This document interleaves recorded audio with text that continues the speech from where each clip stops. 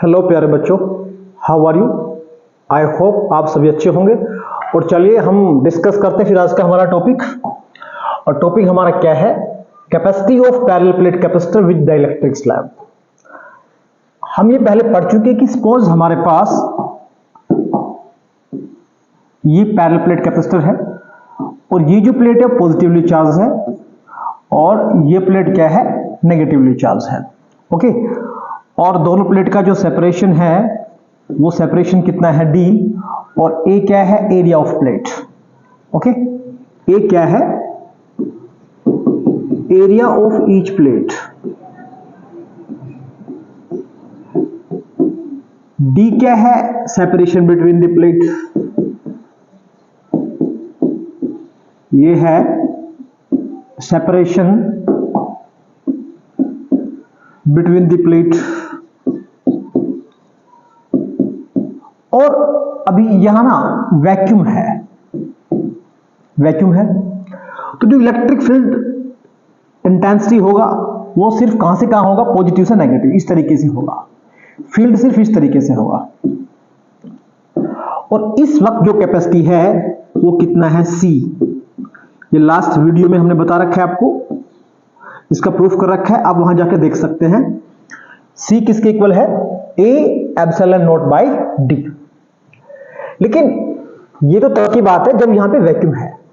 लेकिन अभी हम क्या करने वाले हैं, इन दो प्लेट के बीच में एक स्लैब रखने वाले हैं, एक डाइलेक्ट्रिक स्लैब। तो अभी कैपेसिटी क्या होगा, अभी हम डिस्कस करने वाले हैं। ओके, तो चलिए कि ये हमारे पास कैपेसिटर है, ये पॉजिटिवली चार्ज प्लेट है, ये नेगेटिव चार्ज प्लेट है। ये सेपरेशन कितना है, ये सेपरेशन है d। ओके, और एरिया हमारे पास A था। अभी हमने क्या किया है, यहां एक डाइलेक्ट्रिक स्लैब रखा है। What is this, this is the dielectric slab, dielectric slab. और इसका जो डाइलेक्ट्रिक कांस्टेंट वो कितना है, K है। और इसका थिकनेस कितना है, T। ये थिकनेस कितना है, T है। हम देख रहे हैं कि जो D है वो ग्रेटर है, T क्या है, स्मॉल है। तो यहां पे क्या होगा, polarization, equal and opposite charges. यहां चार्जेस कैसे आएंगे, नेगेटिव, और यहां चार्जेस क्या आएंगे, पॉजिटिव। इंडक्शन की वजह से यहां पे क्या होगा, पोलराइजेशन होगा। तो ये जो रीजन है, अब इसमें दो फील्ड आएंगे, एक तो इन चार्जेस की वजह से। ओके, तो वो कौन सा फील्ड होगा, वो ये वाला फील्ड है, इन दिस वे। और इसको हम क्या बोलने वाले हैं, ई नोट। इसको हम बोलने वाले हैं अप्लाइड इलेक्ट्रिक फील्ड। क्या है ये, अप्लाइड इलेक्ट्रिक फील्ड। लेकिन आफ्टर पोलराइजेशन क्या होगा, यहां पॉजिटिव नेगेटिव चार्जेस आ गए हैं, एक फील्ड अब यहां आएगा, पॉजिटिव से नेगेटिव। मींस जो डाइलेक्ट्रिक स्लैब है वहां दो फील्ड आ गए हैं, एक इधर आ गया है, ये आ गया है EI। ये कौन है, ये है इंड्यूस्ड फील्ड। ये कौन हो गया है, इंड्यूस्ड इलेक्ट्रिक फील्ड हो गया है। ठीक है, तो ये वाला जो पोर्शन है ना, डाइलेक्ट्रिक स्लैब वाला पोर्शन है, जहां पे दो फील्ड आ गए हैं, एक अप्लाइड इस तरीके से आ गया है।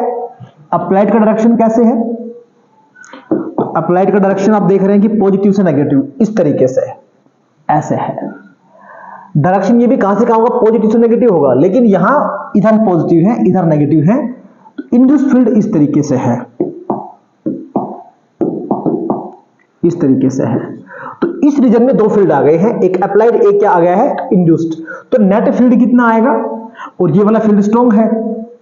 ओके, क्योंकि यहां पे डाइलेक्ट्रिक कांस्टेंट रखा हुआ है, मेटल नहीं रखा हुआ, यहां पे डाइलेक्ट्रिक रखा हुआ है, इसलिए ये फील्ड स्ट्रॉन्ग होगा। तो यहां पे नेट फील्ड कितना बचेगा, तो यहां जो नेट फील्ड है उसको मैं व्हाइट से दिखा रहा हूं, ये बच गया है E, किसके equal, E note minus EI। Means जो डाइलेक्ट्रिक स्लैब है वहां पे ये वाला फील्ड बचेगा, E किसके equal, E note minus EI। और ये जो पोर्शन है यहां कौन सा होगा, यहां अप्लाइड होगा। तो कैपेसिटी इसका चेंज हो गया है, तो न्यू कैपेसिटी क्या इसका होगा। Now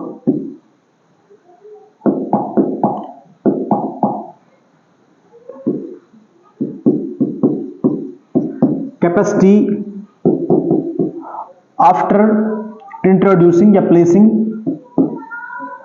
after placing dielectric slab, after placing dielectric slab of thickness 3, और डायग्राम में हमने इसको दिखा रखा है। तो कितना हो गया है सी डैश, उसको मैंने सी डैश कंसिडर किया है, किसके equal q by v, and v क्या है potential difference between two plates, and v is potential difference between two plates. Okay, तो अभी कितना होगा पोटेंशियल डिफरेंस, तो उसके लिए V इज इक्वल टू, ये फॉर्मूला हमने पहले पढ़ा है, E is equal to minus d v by d r, modulus लिया है मैंने तो नेगेटिव छोड़ दिया है, तो dv कितना हो गया है E इंटू डी आर हो गया है। ओके, तो पहले हम इस पोर्शन की बात कर लेते हैं, ये वाला पोर्शन और ये वाला पोर्शन, तो ये और ये, यहां फील्ड कौन सा है, यहां फील्ड है अप्लाइड, कितने पार्ट में है, देखिए सारा कितना है d है, ये कितना है d, तो ये और ये कितना बच गया है, ये बच गया है d माइनस टी। ये लगाया फॉर्मूला E, इलेक्ट्रिक फील्ड का स्ट्रेंथ कितना है E नॉट, और ये इस डिस्टेंस में क्या लगा हुआ है अप्लाइड फील्ड है, तो कितना ये है, ये टोटल d था, ये t है, तो ये वाला और ये वाला कितना बच गया है d माइनस टी प्लस। अभी हम इसकी बात करें, ये वाला पोर्शन डाइलेक्ट्रिक स्लैब, तो वहां फील्ड कितना बचा हुआ है, वहां बचा हुआ है E। ओके, और कितने पोर्शन में है, ये कितने डिस्टेंस में है, तो ये t डिस्टेंस में है, तो E इंटू डी, मतलब ये जो टर्म है वो E है, ये टर्म कौन है dr है, नेक्स्ट भी ऐसा ही है, ये टर्म कौन है E और ये टर्म कौन है dr डिस्टेंस है, ठीक है। एंड डाइलेक्ट्रिक कांस्टेंट होता क्या है, ये होता है applied value upon reduced value, minus करेंगे तो ये जो वैल्यू आई है इसको हम क्या बोल सकते हैं, reduced value, reduced value of electric field, इसको हम ये बोल सकते हैं reduced value of electric field हम बोल सकते हैं। तो यहां से E को फाइंड किया, तो E का वैल्यू यहां से कितना आ गया है, E नोट बाई के आ गया। ओके, इसको हम कंसिडर कर लेते हैं, इक्वेशन फर्स्ट कंसिडर कर लेते हैं, और चलिए अभी हम वैल्यू पुट करते हैं, ये वैल्यू, इस वैल्यू को V में अप्लाई करते हैं, तो V हमारे पास कितना बनने वाला है, E note into D minus T plus E का वैल्यू क्या है, E नोट बाई, ये वैल्यू हो गया है E नोट बाई के इंटू क्या हो गया है T, तो V इज इक्वल टू, दोनों में कॉमन कुछ देख रहे हैं आप, कॉमन क्या आ रहा है, यस ट्राई करें आप, तो E नोट कॉमन आ रहा है, और अंदर हमारे पास टर्म क्या बच गया है, D माइनस टी प्लस क्या आ गया है T बाई के, ठीक है। एक ही क्वेश्चन इंपॉर्टेंट है ये, जो हम नेक्स्ट क्वेश्चन पढ़ेंगे कंडक्टिंग स्लैब, उसको डायरेक्टली हम इससे सोल्व कर पाएंगे, तो इसको आप ध्यान से पढ़ें आप। तो और ई नोट कितना होगा, ई नोट, एक प्लेट पॉजिटिव चार्ज है, दूसरा नेगेटिव चार्ज है, तो उनके बीच में फील्ड कितना होगा, सिग्मा बाई एप्सिलॉन नॉट, ठीक है। ये हो गया एप्सिलॉन नॉट, और सिग्मा का वैल्यू क्या होगा, charge upon area, Q by A, sigma क्या है, सरफेस चार्ज डेंसिटी है, तो ई नोट को मैं रिप्लेस कर सकता हूं किससे, Q by A epsilon not, और इनटू में यहां साथ कौन चल रहा है, डी माइनस टी प्लस क्या चल रहा है, टी बाई के चल रहा है, ठीक है। इसको हमने बोला है इक्वेशन सेकंड। अभी क्या करने वाले हैं,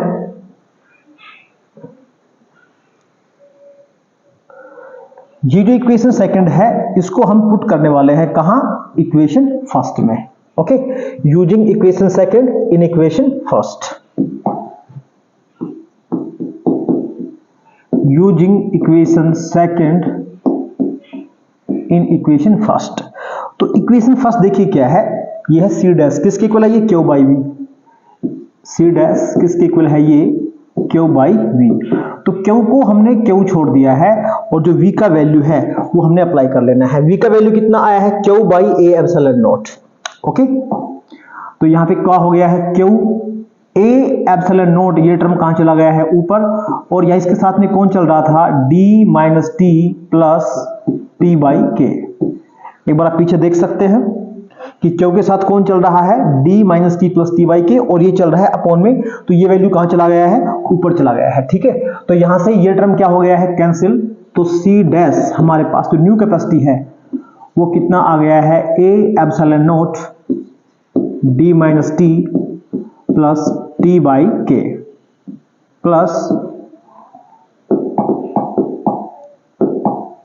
प्लस टी बाई के, ये हमारे पास क्या आ गया है, न्यू कैपेसिटी आ गया है।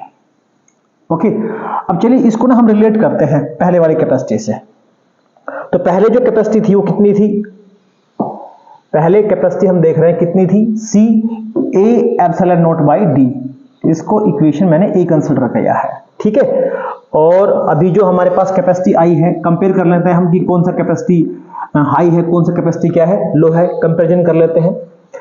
तो अभी ए क्या था, एक बारी मैं यहां लिख लेता हूं कि जो पहले इक्वेशन ए था वो कितना था, ए एप्सिलॉन नॉट बाई डी। ये इक्वेशन कौन सा था, ए था, ठीक है। तो अभी इनमें रिलेशन क्या बनने वाला है, तो उसके लिए हमने क्या किया है, डिवाइड कर रहे हैं, divide equation B by equation A. अब डिवाइड करेंगे तो सी डैश बाई सी, चलिए डिवाइड करते हैं हम, तो क्या होगा, ए एप्सिलॉन नॉट, नीचे टर्म कौन चल रही है, D minus T plus T by के, और यहां से क्या होगा, इससे डिवाइड किया है तो क्या होगा, डी जाएगा ऊपर और ये टर्म कहां आएगी, पलट के नीचे आएगी, ए एप्सिलॉन नॉट। तो ये वैल्यू क्या हो गया, यहां से कैंसिल हो गया है। ओके, तो कैपेसिटी क्या आएगा हमारे पास, सी डैश बाई सी, किसके इक्वल, यहां कौन चल रहा है, डी, और यहां टर्म कौन चल रही है, D minus T plus T by के। वैसे यहां से हमको दिख रहा है कि बीच में इक्वल टू का साइन है, ये टर्म डी है और यहां डी में समथिंग क्या हो रहा है, माइनस हो रहा है। ओके, तो ये टर्म स्मॉल आएगी, ये टर्म क्या आएगी, लार्ज, बीच में इक्वल का साइन है तो ये लार्ज और ये क्या होगा, स्मॉल होगा, मतलब कैपेसिटी बढ़ेगा। लेकिन इसको और भी हम सिंप्लीफाई कर सकते हैं, क्या सिंप्लीफाई कर सकते हैं कि इसको लिख सकते हैं हम डी, और ये जो टर्म है इन दो टर्म में से आपने माइनस टी कॉमन ले लेना है। तो माइनस टी कॉमन लेंगे तो क्या बचेगा, यहां से माइनस टी कॉमन लिया है तो क्या बच गया है, 1, ठीक है, और माइनस है तो वहां पे क्या आएगा, प्लस आएगा, ठीक है। अभी यहां से माइनस टी कॉमन लेना है तो क्या होगा, ये प्लस है तो ये क्या हो जाएगा, माइनस, और यहां पे को क्या हो गया है, 1 बाई के। अभी फिर से क्या करना है हमने, सी डैश बाई सी, ऊपर डी चल रहा है और नीचे कौन चल रहा है, ये टर्म। अभी एक टर्म ये सारा हो गया है और एक टर्म ये हो गया है, इनमें से हमने डी कॉमन ले लेना है। तो यहां से डी कॉमन लेंगे तो क्या होगा, 1 माइनस, डी कॉमन लेने प्रॉब्लम आ रही है तो आप ऐसा कर सकते हैं, इसको डी से मल्टीप्लाई किया, इसको डी से हमने क्या किया है, डिवाइड किया है, ठीक है, आप ऐसा कर सकते हैं। जैसे x माइनस वाई है और यहां से हमने x कॉमन ले रहा है तो क्या करें हम, इसको x से मल्टीप्लाई, x से हम क्या कर सकते हैं, डिवाइड कर सकते हैं। तो x कॉमन इस तरीके से क्या आ जाएगा, 1 माइनस वाई बाई एक्स, ठीक है। तो यहां भी d से मल्टीप्लाई, d से डिवाइड आप कर सकते हैं अगर आपको प्रॉब्लम आ रही है तो यहां पे क्या बन जाएगा, 1 minus T by D into 1 minus 1 by के। अभी यहां d से d क्या हो गया है, कैंसिल हो गया है। तो अभी हम क्या देख रहे हैं कि हमारे पास c डैश अपॉन c कितना आया, 1 upon 1 minus T by D 1 minus 1 by के। ओके, तो अभी हम क्या देख रहे हैं, ऊपर टर्म कौन आ रही है, 1 आ रही है और नीचे 1 में से समथिंग क्या हो रहा है, माइनस। तो ये टर्म 1 है और ये टर्म क्या है, 1 से स्मॉल है, मतलब ये टर्म क्या है, लार्ज, ये टर्म क्या है, स्मॉल, बीच में इक्वल टू का साइन है तो यहां भी ऐसा ही होगा। तो c डैश ग्रेटर किससे हो जाएगा, c से ग्रेटर हो जाएगा। ओके,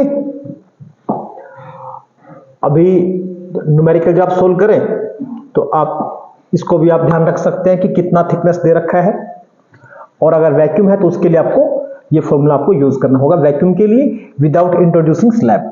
स्लैब इंट्रोड्यूस करते हैं तो हमें ध्यान रखना होगा कि डाइलेक्ट्रिक कांस्टेंट कितना है और थिकनेस कितना है, ठीक है।